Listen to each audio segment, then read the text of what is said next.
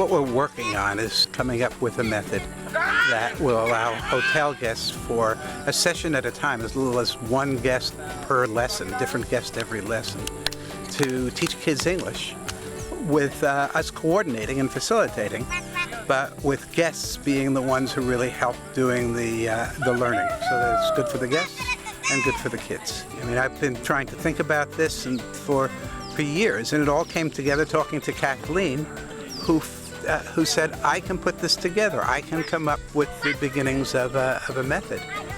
I was simply visiting with Mr. and Mrs. K, and Michael had a project he had been thinking about for some time, and they were simply looking for someone to start implementing the program.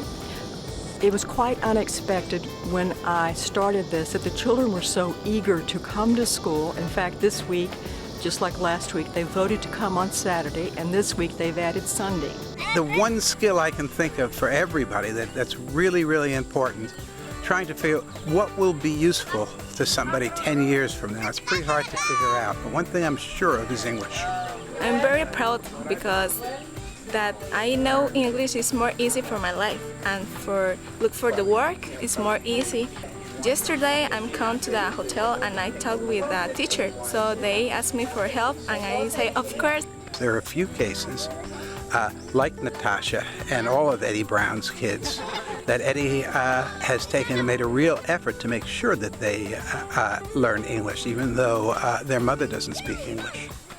I think it's doing an enormous amount of good, both for the guests that want to give back, and it's certainly doing good for the students themselves.